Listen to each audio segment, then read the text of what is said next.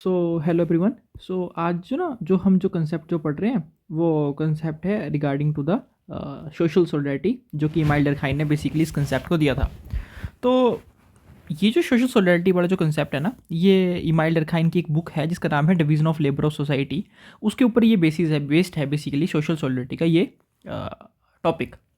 तो डरखाइन ने ये समझाया कि कैसे जो पूरा समाज है वो सोसाइटीज़ अलग अलग तरीके से जुड़े होते हैं। कि तो उन्होंने बेसिकली ये समझाया कि कैसे पूरे और नए समाज में जैसे सोसाइटीज़ जो होती हैं वो अलग अलग तरीके से कैसे जुड़ी होती हैं। बेसिकली एक सोसाइटी कैसे दूसरी सोसाइटी से जुड़ी होती है। तो डरखाइम ने बेसिकली सोसाइटीज़ को दो मेन टाइप्स में बांटा है, जिसमें एक है मैकेनिकल सोलिडेरिटी और एक है ऑर्गेनिक सोलिडेरिटी। तो मैकेनिकल सोल्डेरिटी मतलब पुराना या फिर सिंपल, जिसमें वो कहते हैं कि ये सोल्डेरिटी उन सोसाइटीज़ में मिलती है जो कम डेवलप होती हैं, जैसे कि कबीला या फिर क्लैंस। तो इसका मेन पॉइंट है लाइकनेस, एक जैसा होना होना है बेसिकली। तो सबसे पहले हम बात करेंगे सोशल स्ट्रक्चर की। तो सोशल स्ट्रक्चर की जब मैं बात करूँगा तो ये सेगमेंटल सोसाइटीज़ कहते हैं इन्हें। इन सोसाइटी में छोटे छोटे हिस्से होते हैं और हिस्से मतलब सेगमेंट में बांटी होती हैं, और हर हिस्सा जो है बेसिकली मतलब एक हिस्से का जो क्लैन है वो अपने आप में पूरा होता है और दूसरों से ज़्यादा डिपेंडेंट नहीं होता। यहाँ पे इंटरडिपेंडेंस होती है, यहाँ के लोग एक दूसरे के ऊपर निर्भर होते हैं, मतलब डिपेंडेंट होते हैं बेसिकली, जिससे वो जिससे काम करते हैं। जैसे सब ओके, जैसे सब जो है वो शिखर ओके, जैसे ना शिकार जैसे साथ में करते हैं, फिर फल इकट्ठे करते हैं साथ में, तो सब चीज़ें वो साथ में करते हैं। प्लस यहाँ पे ना रिप्रेजेंटेटिव लॉज होते हैं, मतलब सज़ा वाले कानून होते हैं। अगर कोई जैसे कोई गलत काम कर दे तो उसे जो है वो दर्दनाक सज़ा दी जाती है यहाँ पे। इसको इसका मकसद ये है कि क्रिमिनल्स को सुधारना नहीं, बल्कि सोसाइटी के गुस्से को शांत करना और कानून की ताकत दिखाना होती है। यहाँ कोलेक्टिव कॉन्साइसनेस होता है, मतलब सभी सोच, बिलीफ और धर्म एक जैसे होते हैं। इंसान की अपनी कोई अलग पहचान नहीं होती यहाँ पे। वो वही सोसाइटीज़ की पूरे ग्रुप सोचता है। ऑर्गेनिक सोलिडेरिटी मतलब मॉडर्न और कॉम्प्लेक्स सोसाइटी जो बेसिकली होती है, ये सोलिडेरिटी आजकल की एडवांस्ड या फिर इंडस्ट्रियल सोसाइटीज़ को हम ये बोल सकते हैं यहाँ पे मिलती है। और इसका मेन पॉइंट डिफरेंस या फिर अलग होना है। प्लस यहाँ पे सोशल स्ट्रक्चर होता है। सोशल स्ट्रक्चर मतलब इसमें ऑर्गेनाइज्ड सोसाइटीज़ कहते हैं, इसे बेसिकली ऑर्गेनाइज सोसाइटीज़ कहते हैं।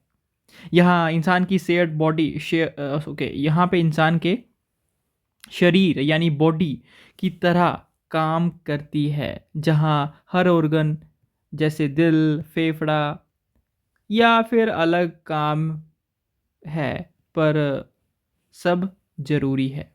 डिवीज़न ऑफ लेबर की बात करें तो डिवीज़न ऑफ लेबर यहाँ यहाँ काम बहुत बनता हुआ होता है।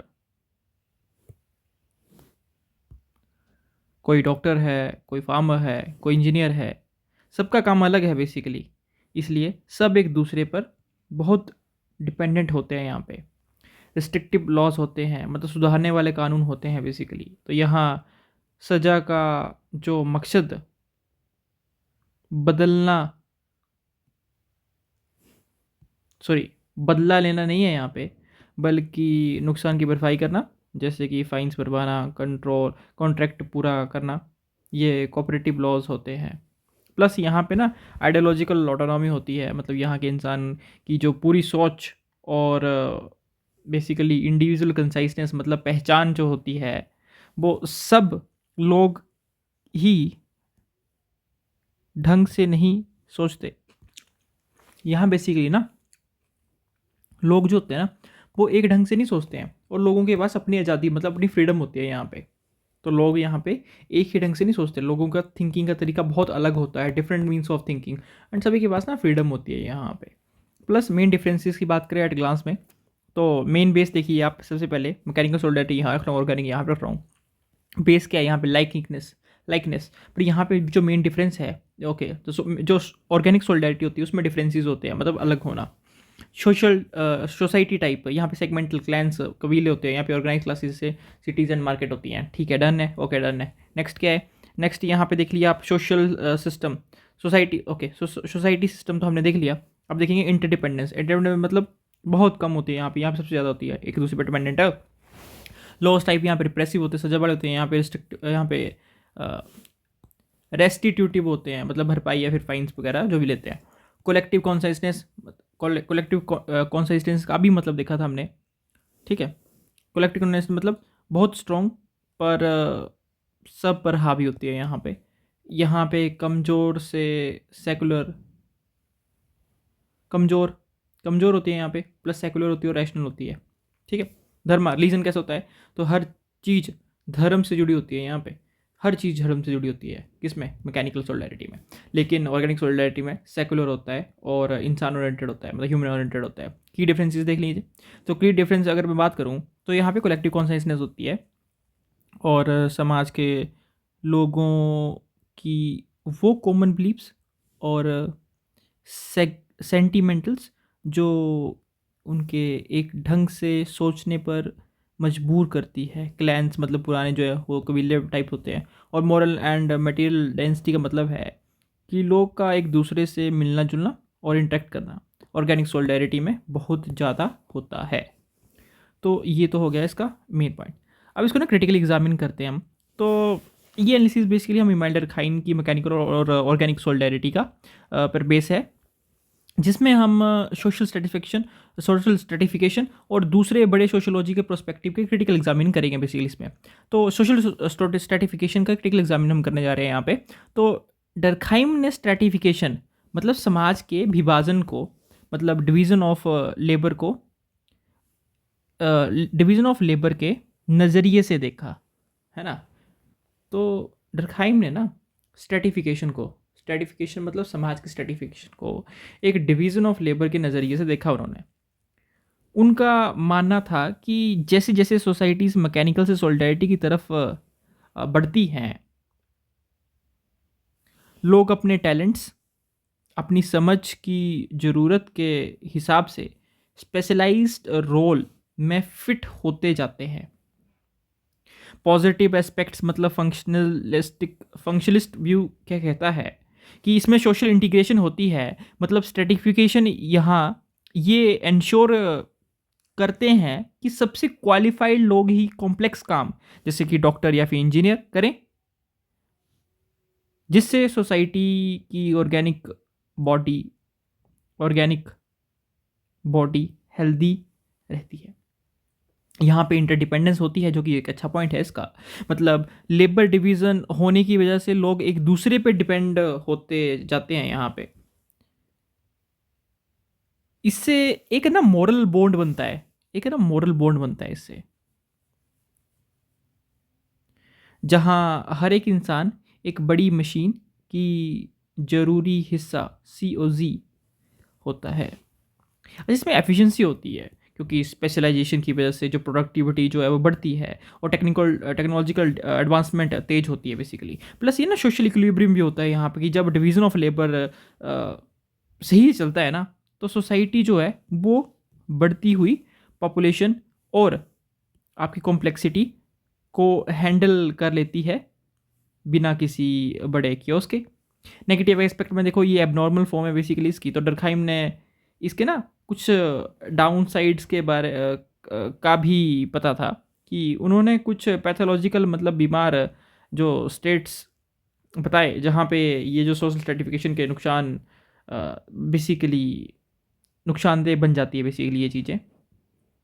तो सबसे पहले उन्होंने बताया कि there is anomic division of labour. Anomic division of labour का मतलब है कि ये तब होता है जब इकोनॉमिक बदलाव इतने ज़्यादा आते हैं कि सोसाइटी के रूल और नॉर्म्स जो है वो नहीं बन पाते हैं, पुराने एक्सपायर हो जाते हैं, नए बन नहीं पाते हैं।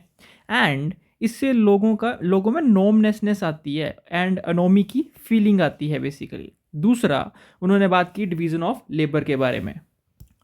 अगला उन्होंने बात की फोर्स डिवीजन ऑफ लेबर। तो उसमें ये बोला कि लोगों को जहाँ पे टैलेंट के बेस पे नौकरी नहीं मिलती है, उनको बेसिस मिलती है on the basis of power, या फिर उनकी जो पोजीशन है बेसिकली, या फिर पावर या फिर पैसे के दम पे। तो के जोर पर किसी रोल में जो है वो मैं बेसिकली धक्का जाता है, तो इससे ना गुस्सा या फिर रिसेंटमेंट बढ़ता है, और जो सोशल बॉन्डिंग है ना वो कमज़ोर हो जाती है यहाँ पे। प्लस नेक्स्ट बोला कि यहाँ पे पूर coordinated division of labour concept दिया। बोलते हैं कि अगर स्पेशलाइज्ड रोल के बीच में सही कोऑर्डिनेशन ना हो तो मेहनत बेकार हो जाती है और सोसाइटी एक यूनिट की तरह काम नहीं कर पाती।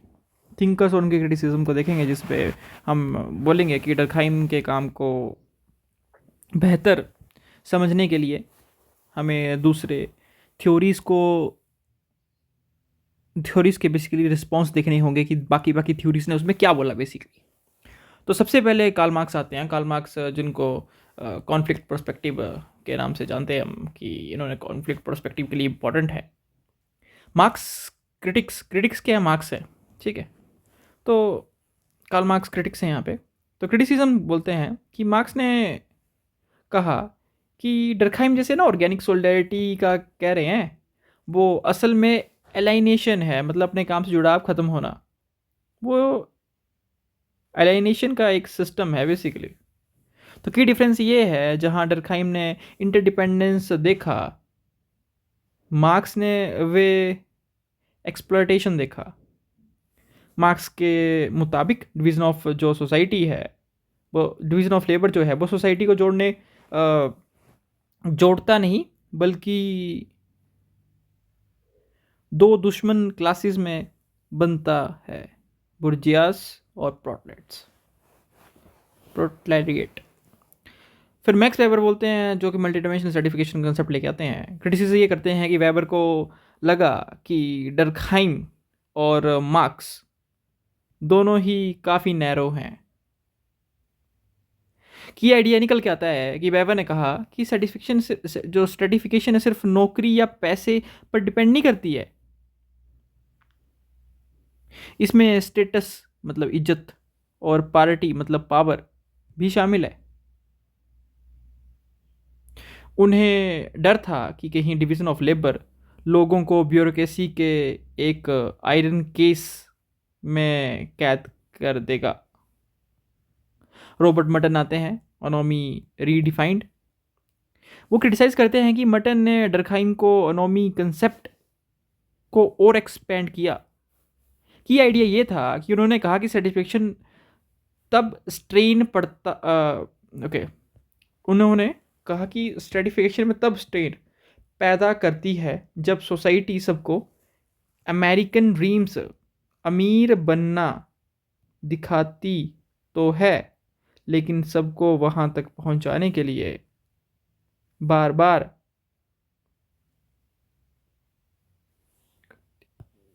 मौका नहीं देती। उसके बाद हम ना कुछ एक कॉम्प्रिहेंसिव सा देख लेंगे साथ में कि उन्होंने क्या बोला। तो फीचर यहाँ पे डरखाइम है, यहाँ मार्क्स और यहाँ पे वेबर है। फीचर की बात करें तो सोसाइटी का व्यू में डरखाइम कहते हैं कि सोशल ऑर्डर के लिए ज़रूरी है। मार्क्स बोलते हैं कि एक्सप्लॉयटेशन इससे बढ़ता है और पर्दा बेसिकली इससे बढ़ता है। वेबर इंटरप्रेटिव बोलते हैं कि शेयर्ड इंटरेस्ट और स्टेटस पर बेस्ड है। डिवीजन ऑफ लेबर की बात करें तो डरखाइम कहते हैं इससे इंटरडिपेंडेंस को बढ़ावा देती है। मार्क्स बोलते हैं नहीं, इससे अलाइनेशन होता है। और वेबर बोलते हैं कि प्यूरिफिकेशन और रेशनलाइजेशन लाता है। रोल ऑफ लॉस की बात करें तो डरखाइम बोलते हैं कि कलेक्टिव कॉन्साइंस को दिखाते हैं। मार्क्स कहते हैं कि इससे लाइट लोगों के इंटरेस्ट बचते हैं। और वेबर बोलते हैं कि रूल्स और रैशनैलिटी को दिखाता है। तो कंक्लूजन ये लिखेंगे कि डरखाइम की थ्योरी जो ये समझाने के लिए बहुत ज़रूरी है कि मॉडर्न सोसाइटीज़ इतनी अलग होने के बावजूद साथ कैसे रह पाती हैं, लेकिन उनका ऑप्टिमिस्टिक व्यू अक्सर क्रिटिसाइज़ किया जाता है क्योंकि वो पावर स्ट्रगल और इनइक्वालिटीज़ को थोड़ा इग्नोर कर देते हैं। बेस्ट कंक्लूजन, असल चैलेंज मॉडर्न सोसाइटी के लिए वही है जो डरखाइम ने कहा था कि ये इंश्योर करना कि डिवीज़न ऑफ लेबर जो है वो फोर्स ना हो, बल्कि एक अलग सिस्टम हो जहाँ हर इंसान को लगे कि उसके काम मीनिंगफुल है और उसे इंसाफ मिल रहा है।